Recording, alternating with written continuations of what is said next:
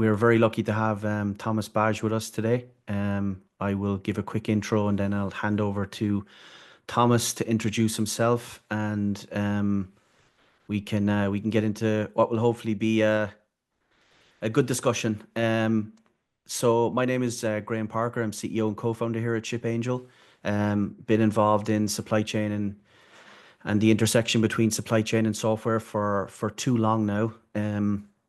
I was previously co-founder and CEO of Containers, a company that was pretty well known in the digital supply chain. Was sold to Descartes in 2020. Our Ship Angel journey is very much BCO focused. We're building a suite of products for BCOs, working in conjunction with Thomas and the DCSA in lots of ways. But that is a high level introduction from myself. Over to you, Thomas. Thanks, Graham. Thanks for having me on a Friday. It's a real pleasure to speak to you again, and thanks to everybody that joined. Yeah, as Graham said, I'm the CEO of the Digital Container Shipping Association, or DCSA as we call it. It's a lot easier. I have just about 3 decades of experience in the industry. I spent the two first, a little bit more than the two first with Maersk, in a range of different functions, anything from strategy, working with the executive office there, doing large-scale ERP implementations, working with technology and processes. So a lot of transformation work. I did that up until 2019 when we formed the DCSA. And for the past about 6 years, that's been my full-time job. I was very fortunate that I could keep my own colleagues and get even many more from the rest of our members. The DCSA has about 10 members. Well, we have 10 members, I should say, and represent about 75% of the world's containerized trade. So it's a fairly substantial group of carriers. And as maybe a way of background to what we do is our mission is to help drive the digitalization of container shipping, and we do that by essentially making open source integration software, API, standardized APIs available to the system in a range of different topics that I'm sure that Graham and I will cover during the conversation. So it's my pleasure to be here today, Graham. Thanks very much, Thomas. That is great. We have a packed conversation today. We've got topics here that you can see on the screen that we would love to go through. Obviously, given kind of our current roles and our backgrounds, we'll gravitate quite quickly to the digitization acceleration. But I guess to kick things off, it's 5 years now since COVID, and that was obviously an issue that affected the whole world in a generational way, and no more so in supply chain. And it was a very difficult period, and we find ourselves now just going from crisis to crisis. There is no kind of normal. There is just a new normal, which is dealing with crisis. And that kind of leads us into some of the first points here, particularly in terms of the US-China trade tensions. Shipments from China are down dramatically. We hear numbers as high as 60% in the last 2 to 3 weeks. Bookings are down. During COVID, we saw companies trying to kind of work with a China plus model of moving to a second country, be that Southeast Asia or nearshoring in Latin America or Mexico. But it is a pretty significant jolt. It's a shock to the supply chains of customers, and it's also very difficult for the carriers. The amount of blank sailings, we just got through April and we may have touched 100 blank sailings. If not, we were very close to it. Height of COVID, I think we were looking at maybe 50, 55. So it's pretty unprecedented. Um, Without asking about the crystal ball stuff, Thomas, I mean, it's difficult to see kind of where this goes to. Do you think we're kind of heading to a world where we try settle into um, a more sensible double digit uh, tariff number? Well, I should say it's not the DCSA's role to predict what's going on in the world in terms of tariffs and many of the other things. But I mean, listen, world trade has served us well for the past century, basically uh,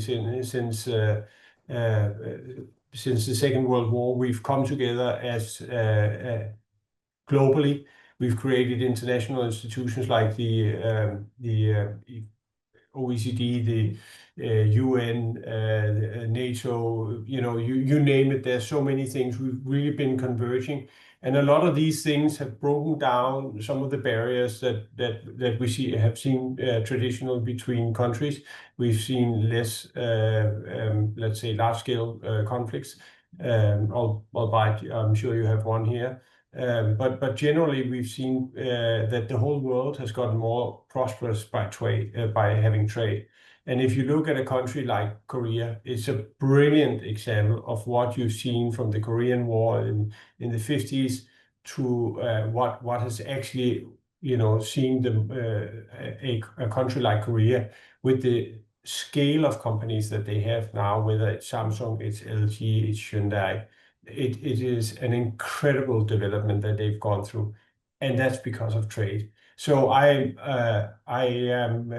an optimist by nature, and I firmly believe that these will be bumps on the road, but I sincerely believe that it's common sense will prevail at the end of this, whatever the number of tariffs are.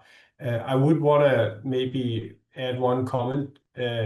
I do think that there is an argument that is valid, and that is um, that we do need to look at uh, the barriers to trade, and that is tariffs globally, and whether they need a revision system. So whether it's up or down, but I do agree to some point that this needs to be fair for everybody.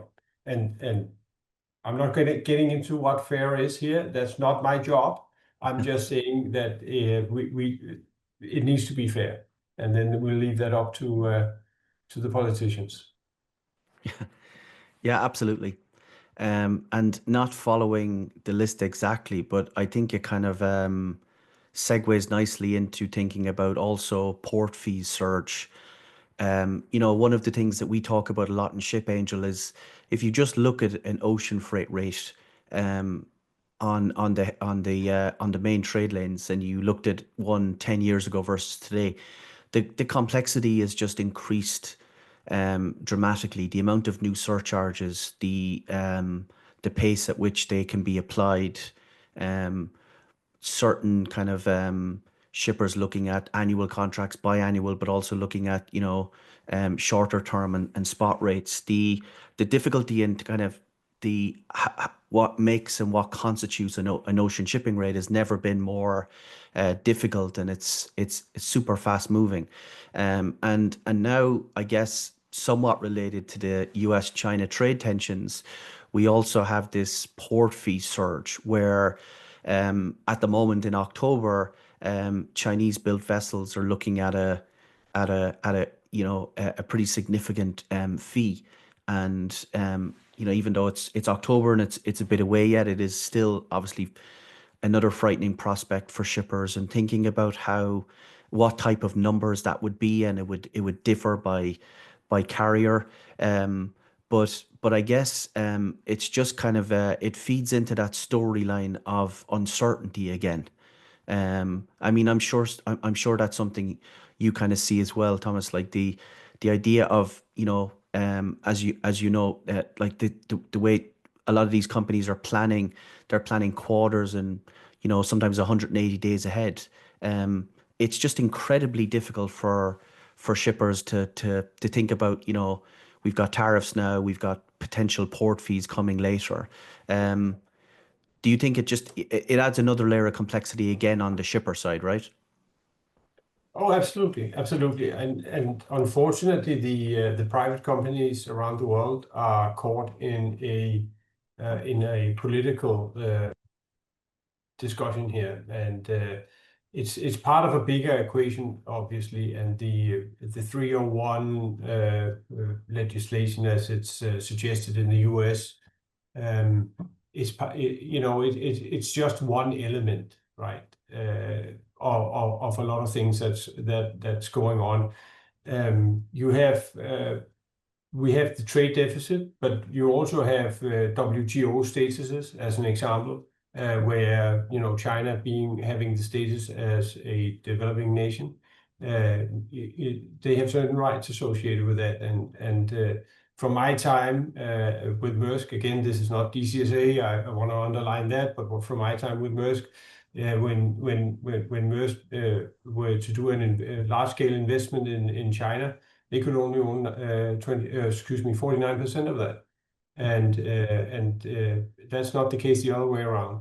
And so my personal opinion is that this is all part of trying to negotiate a different kind of deal that where it feels, let's say, that the US in this case is going to compete more on even terms in their eyes with a country like China.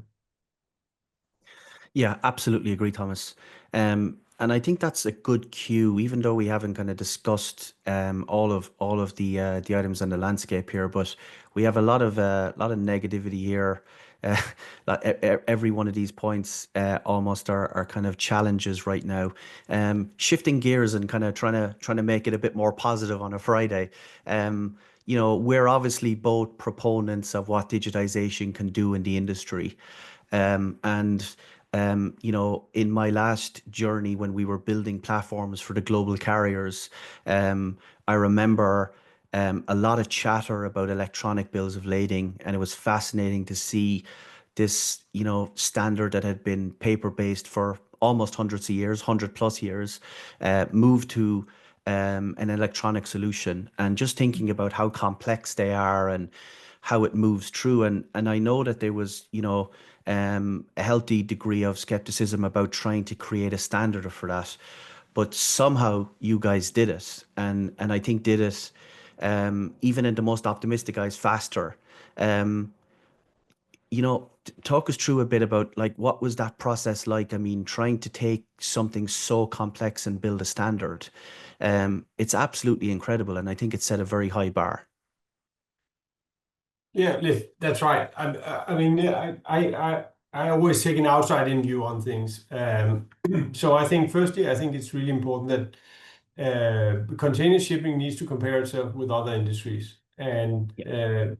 there are many industries that are both as global as containerized shipping, that are regulated as containerized shipping, but that are further in the digitalization journey than containerized shipping. And I think it's important that we look at those and say, what can we learn from their journeys? And part of what we started out doing 6 years ago was exactly that. So we met with a lot of companies. We've partnered with many of them, whether it's in the banking sector, whether it's in the telco sector, whether it's in the airline sector, simply to understand what's the journey that they've gone through. And many of those industries have actually prospered on collaborating and removing waste in the system. And we can do the same thing. That's the whole foundation. That's the whole raison d'être of the DCSA. That is, we believe that collaboration will remove waste. It will create a better customer experience. By removing waste, it will make shipping more affordable. It will make shipping more accessible. And hopefully, to your second bullet up here, it will also make it more environmentally friendly. We can come back to that if there's time, but there's many things where digital can actually show, demonstrated, or has demonstrated that by deploying digital tools, you can actually save fuel. And so all regulation for that matter, that regulation also a good way of doing it, like they did in the US, I would say, during COVID. But yes, coming back to your question on the EPL, I think that taking a step back again, I mean, the difficulty for us was initially that we had to bring on our members and really get a group of people that were truly committed to collaborate. It is an industry that has been competing on everything, competing on the speed to create an integration to a customer in an antiquated system like EDI, as an example. And the whole premise when we got founded was, listen, instead of sitting and doing bespoke API, EDI integrations, where you land a customer, you say, okay, we've landed your contract, right? So let's get our tech teams together and start, doing data mapping exercise. So when I say that, what are you saying? These are the fields we want to match. Then you got to go into starting to code. Then you got to start to test, and then you got to start actually implementing. And frequently, which we are always talking months. And if you look at other industries, take retail as an example. A company like yours, Graham, you can hook up to Amazon tonight with your tech team, right? The APIs are available, they're open source, they're 100% Yes. standardized. And quite frankly, a shipping company should not compete on the making it easy or difficult to get a rate, to make a booking, to get a bill of lading that's standardized, or to integrate. It's table stakes. What a shipping line should be competing on is the price. It may be a direct product. It should be transit time. It should be the customer service. It should be the additional service they can add on top of it. It could be inland. It could be customs clearance, warehousing, whatever they choose in their respective companies. But it should not be on taking a booking or issuing a bill of lading. And it should certainly not be issuing a bill of lading on paper. It's absolutely 19th century stuff. It's not good for the environment. Let's come back to the second point you have up here. We are printing paper. We're printing out this. I'm talking generally. There are companies that are doing these things differently, but as an industry, there are still companies that print out bills of lading at origin, air freights paper to the destination, and it's not good for the environment. It adds cost to the system, and it takes time away, things that could be done instantly digitally. So we decided to do the electronic bill of lading. We think it is incredibly important. And just like when you turn on your phone in any country, almost, it will just switch on automatically. It's called interoperability. And so we need to ensure that as we switch to electronic bills of lading, whether you choose a great platform like Wave or another great platform like Bolero or whatever, that if you are a shipper and you are using Wave, you need to be able to transfer that bill of lading to Bolero in this case.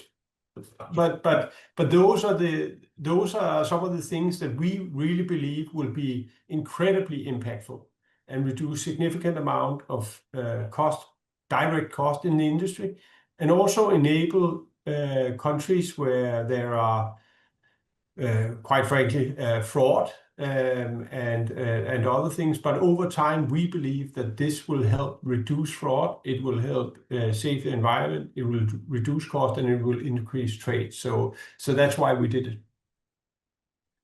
Brilliant. And it's a great point as well, Thomas, on the environmental side. And there's obviously the IMO's new framework and the potential for carbon pricing and shipping. But I also think, it's a good example of the evolution of shippers and digitization.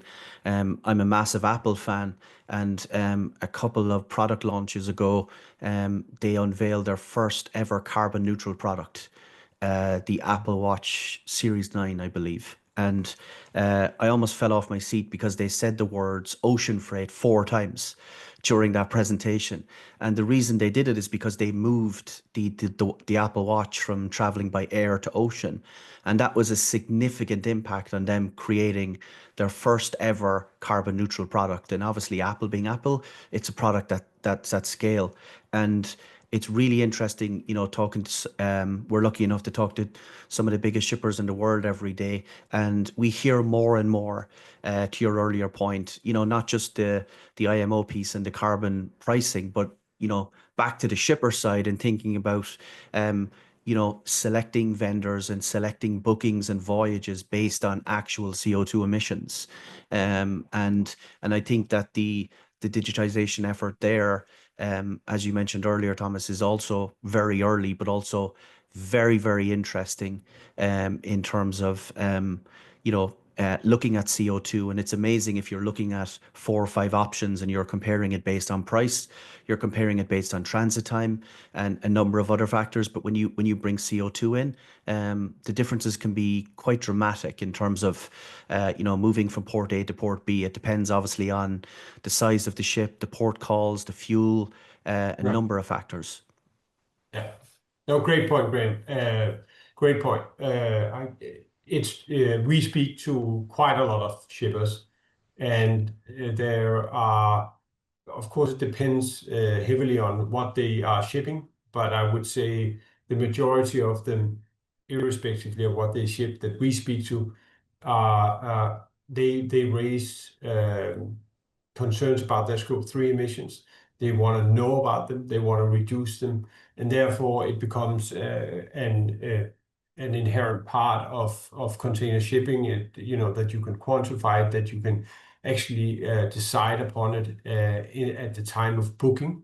And so kudos to you and Ship Angel for having that on your platform. I think that's a massive step. Yeah, I think the CO2 piece is so important. We work with a great partner, their Sea Routes. Shout out to the Sea Routes team. And it just shows again in terms of like when we started off and we talked about, we go from crisis to crisis. Situations are so dynamic. I mean, even if you think about, the Cape of Good Hope and routing vessels around Africa. I mean, 2 years ago that was something we never thought of, and here we are, a year and a half later, and it's now a standard. But of course, if you take a step back and you think that, every vessel, um, that's transiting that way now has a completely different CO2 footprint.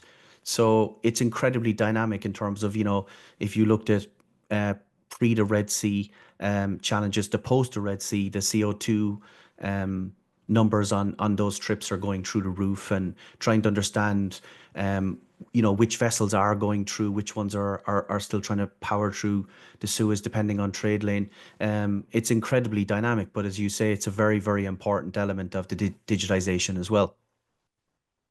Yeah, and one should not forget either that I think it's a couple of years ago that the IMO published a report regarding just-in-time port call principles, and DCSA um, has done a lot of work on just-in-time port call. The foundation for us is what we call operational vessel schedule standards, and we're very happy that almost all of our members have implemented the same standards. But that allows the exchange of standardized data with ports and terminals around the world.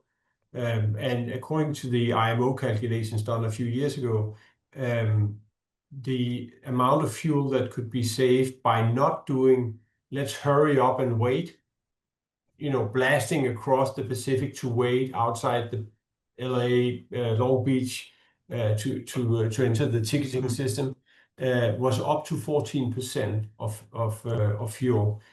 Wow. It's just mind blowing. And even if they are wrong by a factor, or by a significant factor, we're still talking hundreds of millions of dollars. not to talk about, the greenhouse gas emissions that you're talking about on this slide. Yeah, very true. I totally agree. And going towards the digitization accelerates piece again. It was very interesting during COVID when we saw how carriers reacted in terms of schedules, like you say, speeding up, slowing down. Another interesting element was what happened with air freight. Almost 50% of global air freight moves in the belly of passenger planes. And obviously all of those were pretty much grounded. And you had a lot of PPE gear and other urgent cargo that was needed by air. And it was quite interesting because when you kind of look back now, to me, the airlines flexed their IT muscles, their technology muscles, and said, I have the ability to dynamically change the price in 9 minutes on an airline seat. I'm sure we've all been there. And you go in and you're ready to buy it, and it's gone up by $250 in like 9 minutes. And obviously that's true dynamic pricing. While that doesn't exist on ocean freight today, I think for me the airlines were very good at saying, okay, we have API technology, real-time API technology that drives dynamic pricing. It drives seats and how they fill up the plane. And it looks like they kind of utilized a lot of those same skills to be able to kind of drive API bookings. And the result today is that a significant amount, if not the majority of air bookings are now via API. And to your point earlier, I think that drives more volume, more traffic. It's easier to book. There will be more of it. When we take a step back and we think about the ocean carriers, I mean, ocean freight, to be fair, is a lot more important than air. It's 90 to 93% of world cargo versus air being like 2 to 4%, depending on where you look.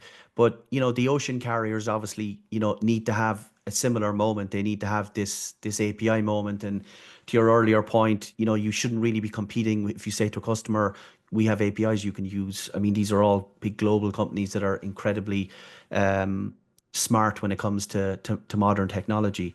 But it would be very interesting to hear you talk a little bit about the booking API. I think even since TPM in March, I hear more and more people getting really, really excited about that. I think a lot of people are absolutely fatigued with EDI bookings, the same way they were doing it 20 years ago. Again, speaking to shippers every day, we hear, they want new solutions, and from a ship angel perspective, we're incredibly excited about the DCA booking API, but it'd be really interesting to hear you talk a little bit more about it. Yeah. Well, firstly, you're right. Let me start. Why is this important, and why should we look at the airlines? I mean, I think the airlines have, to a large degree, they've shown the route. There's so many aspects of airlines that are comparable to container shipping. Now, container shipping has other complexities, like they stop a lot along the way, which airlines typically don't. But you may have a transit, but you don't have many. But irrespectively, there's a lot to learn from them and their journey. The current customer experience of making a booking varies. So there are, let's take, if you said some are large global customers, and they are typically EDI integrated, or more and more becoming API standard API integrated with what we're doing, which is very important, and we're very satisfied with that. And maybe I'll come back to some numbers at some point in time. But of course, container shipping, we as an industry, we transit anything from high-paying automotives to waste metal. And the more high value your cargo is, the more important these processes become, the more important transit time becomes, the more important direct products potentially, or certainly the reliability of getting your container to a point in time becomes. So we really, it's very hard to speak sort of generally. I'm sure there will be customers that are absolutely happy with doing EDI also 10 years from now. I think and that's fine. However, the opportunity that the EDI or the APIs present is a significantly faster customer experience. So I met in London, I met with a large-scale shipper that spoke about themselves doing bookings on Mondays using EDI, and they would not get a booking confirmation before Tuesday, I believe it was. But it was like 24 hours from pressing the button, say, I want to make a booking, until I'm getting a reply that that booking is accepted or rejected. I mean, imagine that. Book your airline ticket and then say, click, and then say, you can come back after 24 hours. It's just not a 21st century customer experience. I mean, I'm sorry to break it to you. If anybody, it's not okay. We ought to be able to do that instantly. And I realize that that's very complex and it may be very expensive, but that is what we should be aspiring to as an industry. That is that if you book something, then it's the obligation of the service provider to reserve that space, to reserve that equipment for you because you booked it, and potentially you may even have paid for it online. And so we thought that it was incredibly important that we created a standardized book that could be used by any company. And I should say that all DCSA work is available on our website. It's open source. Go download it. You can test it. There's GitHub. We have it with reference implementations. We have the whole thing. And it will work with. I can't say it will work tomorrow with your carrier of choice for those listening, but over time, all of our members are committed to implementing these standards, and it will work. And so one has to recognize that this is not a 3 months exercise. It takes time. It takes time for the industry to converge on these standards. But once it has, it will be significantly easier, like it is, by the way, on your platform, to go in, Graham, and make a booking. You have a price, you make a booking, there you go. But it requires not only technological changes, not only the API, it's the processes behind as well that are important, and that's why it's probably gonna take, say, a few years to get there. Yeah, I totally agree, Thomas. And I think, for myself and the team at Ship Angel, that's the thing that kind of drives us every day to work so hard to make change, because it just needs to happen. We constantly go into, kind of CIOs and CTOs of Fortune 1000 companies, and they bring up, uh, you know, uh, industry leaders like a HubSpot or a Rippling, and they show us how easy it is to manage their global HR, their global CRM in one browser tab that's also available on mobile. And there's no equivalent in supply chain. A lot of stuff is not even always available in a browser tab. So I think, we feel a heavy responsibility to be one of those companies that really kind of like push the boundaries. And to me, what kind of like really is exciting is that first of all, looking back, if I look back at the kind of last cohort of digital supply chain companies, there wasn't necessarily as many category winners as a lot of us thought there would be. I thought we would get to a stage where we would have the HubSpot of visibility and the X of this, and what we ended up with really was no one really winning many of the categories. And what that's kind of meant to me is that between now and 2030, there's twice or three times the amount of opportunity to build software in this sector. The second thing is that coming out of COVID, we have seen a non-stop acceleration from shippers in digitizing the supply chain. They were, in a lot of cases, really burned and said at a board level, we are never going back here again. And for us, when we measure customers, we've seen 4 years in a row, 3 years in a row of hard data of increased digitization spend in the supply chain. So you actually have a trifecta. You have this kind of like there should be more great software. It needs to be created now. Shippers are spending more. And then, of course, the third one is AI. And the idea that um, I'll give an example that we use internally a lot. If you look at an ERP system, incredibly complex. ERPs run some of the biggest companies in the world. But if you looked at the code base, a lot of the code was written in the 1980s. And if you were building an ERP in the 1980s, it would have been a 5-year endeavor. You probably wanted hundreds of people, probably between 250 and 500 people, and you wanted hundreds of millions. I think Oracle's capex might have been like $250 million in the first one. So if you take that, and now we literally see companies that are doing this initial build in 4 months. They're deploying test in a small way with big companies, and they're live at the end of 6 months. So AI is not just dramatically increasing how fast we build software, because it really is in a way that I don't think a lot of us fully comprehend right now. But also, if you bring back your idea, Thomas, of instead of going through an EDI, having a really beautiful UI UX platform that just it knows the context of like what you're booking. It's not going to ask you for the same data twice. And that's AI playing a role in terms of features as well.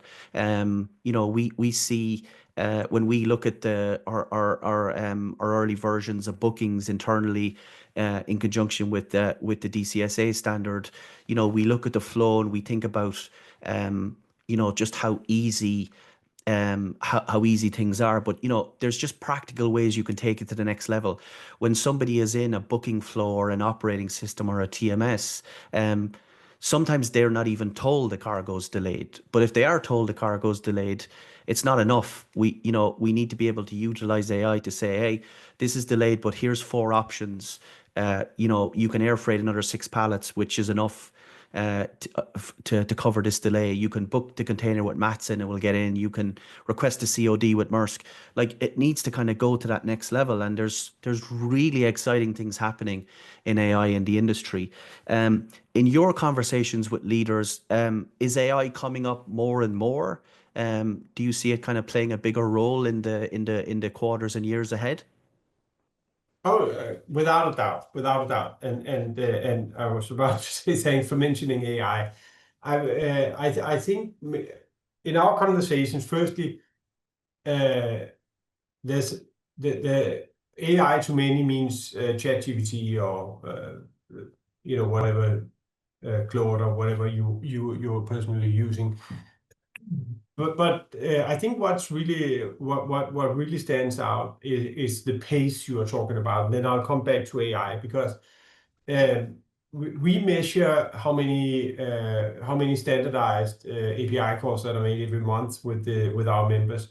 And before this webinar, I looked it up. We have in March we had 213 million calls on using standardized APIs. Wow. And that's incredible. I mean, that's I didn't look at the run rate for the full year, but that was in March alone, 213 million calls using our Wow. standardized APIs. I mean, that's of course a lot of it is track and trace. We get that, but there's booking, there's electronic bill of ladings, there's scheduling. Both the commercial schedules, but also the operational schedules.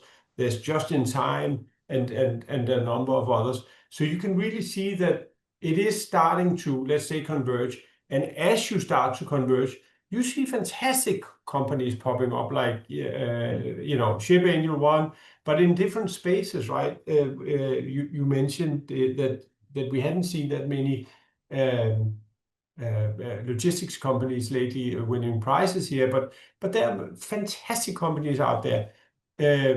Let's look at Hapag-Lloyd. They equipped their fleet with IoT devices, all of them 1.4 million, right? Wow. And that's a big, bold step forward. You have excellent IoT providers like Hoopo that have 12-year battery time, which Wow. is incredible. They can measure using laser with 99% accuracy whether the door has been opened outside a bonded area. How's that for Wow. customs processes and making that efficient? So if you know that a container has not been opened outside a bonded area, why do you need to inspect it, right? Or if it Yes. has been opened, then your targeting processes change, right? And if you go to the wider logistics space, I saw Altana, the guys there that are they're deploying AI in terms of tariff scenarios and so on. Great company, Dexery in the warehousing space, that are doing digital twins, which is also super interesting concept, using robotics to scan and creating digital twins to optimize warehousing space, fraud. The industry is moving, Yeah. and the more we can standardize and harmonize these things, the bigger the impact of AI will also become. I totally agree with you. And again, it's like it's this kind of like from where we're sitting, it's this trifecta because there really should be more category winners. There should just be more software solutions. And to your point, they are absolutely coming. But when you kind of kind of roll that in with like increased budgets with shippers in a lot of cases over the last few years, like you said, there's a lot of carriers doing super work on the technology side. Um, but it's just the pace that it's moving at is really something. And I guess for us we're in a lucky place that we can kind of we see that. But also in terms of AI, do you think about it in terms of how it could shape the future of the DCSA standards? Do you think about, AI is great, but there's going to be an element of kind of standards that will need to kind of govern that eventually, or in the short term, is it more a pro? I think it's a great question, and it's actually something we spend a lot of time. We have our strategy seminar in June where we're going to be talking AI with the board. And there are people that are very bullish on AI, saying, well, if you have AI, you're not going to need any standards, right? The AI will solve all of it, and it doesn't matter whether you have 63 warehouse management systems and different data structures. The AI is going to solve it out. Yeah, maybe there's a future for that. It could be, but I mean, equally, we are one of the things we've done over the past. I'll try and answer quickly so we can get to Q&A. Yeah. But over the past 6 years, we've standardized 74% of the data attributes that are used in this outdated EDI environment. And if you have the standards, you can package it into new technologies such as API, and that's essentially what has enabled all of these 200 plus million messages every month from happening. Now, how would AI change that? It's really hard to tell. I mean, I think just like you are, many people are. I think you found a practical use case for it, right? But there's still a lot of people, including myself, that's like, what's the real impact of this going to be to your day-to-day operation? But what we are looking at is if we've standardized 74% of all the data attributes, for instance, we are looking at now creating a VGM message API, so verified gross mass for those that don't know that. And we could see that we're already 93% done with that message. And if we've created so many standards that have this architecture, this is the way this is the reference implementations, all of that, look at that AI and now do the verified gross mass. So Yeah. we we actually Yes. believe we can increase our velocity very significantly because we've come so far. I Yes. don't think we Absolutely would have, agree. if we couldn't have done that without having done the standards, in my opinion. But Oh, of it's course. super exciting. Yeah, it is, and that's where I see it going as well, Thomas. You guys have done an incredible job on the standards, and the AI is just another layer on top for standards and kind of governing. And I think you guys are super placed. Um, Great. We've gone a few minutes over before we should have jumped to Q&A, but I think that's a good segue into the I've last. answered one of the questions, Graham. Well, I'm not sure I agree with your football match one, but okay. Denmark versus Ireland, maybe. I'm not sure Ireland has won in a while, so you can have that one. Thanks, man. We've got some questions here. One is around why might it be ocean shipping is so far behind in digitization, and is it related to the relatively low levels of profitability the carriers experienced until the last 4 years? Yeah, Um, great question. I mean, Should we start from the bottom, maybe, for oh, understanding? sure, You want to give that a shot? sure. The API EDI one. Yeah. Okay, cool. Um, so how is API versus EDI so different? Great question. EDI is a standard that goes back to the EU in the 1950s or 60s, and effectively it's an Excel-like format between two systems. Um, and it is the fact that it's still kind of the primary way that data is transferred in the industry today kind of says a lot. It's probably 60, 70-year-old technology right now. But one of the things about it is, when you consider two large Excel files talking to each other, normally the kind of the time frame is a daily batch file. So when you have an EDI file going from one computer to another, it's effectively two spreadsheets merging. And it is, to your earlier example of the shipper that takes, 24, 36 hours to get booking confirmations. A lot of the time, EDIs, particularly in ocean freight, not always, but they tend to be batched into a daily call. So it's slow, it's clunky, it's error prone. APIs is computers talking to each other instantly. When you are on um, the Ship Angel website and you click and you say, I want to check what my current options are from Shanghai to Long Beach. It is in real time doing 3 or 4 different API calls to understand the latest context of surcharges. It's calling in benchmarks live, it's calling in transit times live, it's calling in CO2, and within a couple of seconds, it's showing you all of that data. So API is really about practicality and speed, and that's the big difference. Yeah, I would add to that. I think I always find it easier to think in other industries when I want to see how is it affecting my daily life. But if you have a boarding card and your gate Yeah. changes, you're going to get a push message from Yes. the API that basically just changes it instantly. In many cases, EDI is one way. So you press a button and say, "Tell me," and you're going to get a response. And the other way is actually two-way communication where you say, Yeah. I have a boarding card for this flight. Now, tell me if something changes. So it's very similar to what you see with parcel services and many your Amazon packages and whatever part of your life it's API. We are behind. So Yeah. hopefully that answers the question.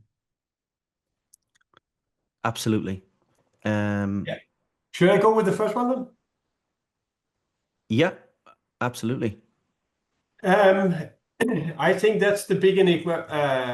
Whoever asked that question. Um,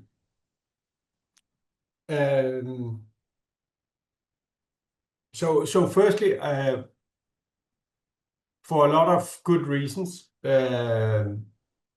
are a conservative industry, whether it concerns safety or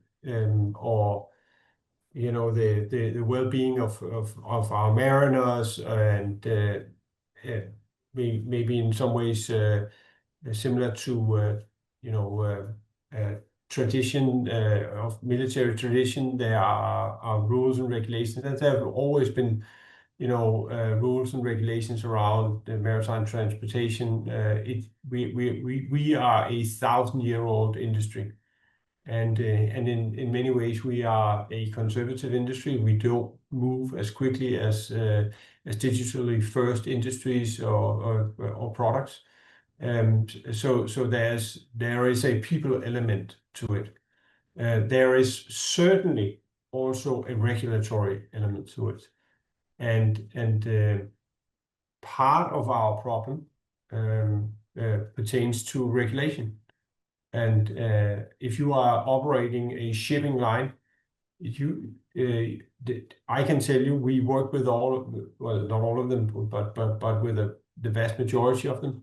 They want to digitalize. But as an example, the customs clearance processes in the UK, maybe thanks to Brexit, is one. It's a different one in Germany. But even if you go within the EU, there's almost I think there are 27 different ways of implementing the customs procedures, even within the EU. And so, because everything is so bespoke, it's a very, very difficult system to change. I can say that after 10 years after, I couldn't say it before, but I had the pleasure. It's my most profound learning experience in my career of trying to change an ERP system within Maersk. And the way at the time, it's okay to talk about it now, it's more than 10 years ago, but the way quoting was done in Hamburg was, for DHL as an example, was different from how they did it in Rotterdam, and different from Antwerp, or different from Le Havre, and even within the Hamburg office, the way they quoted DHL was different from to DB Schenker so everything was basically bespoke, and we're trying to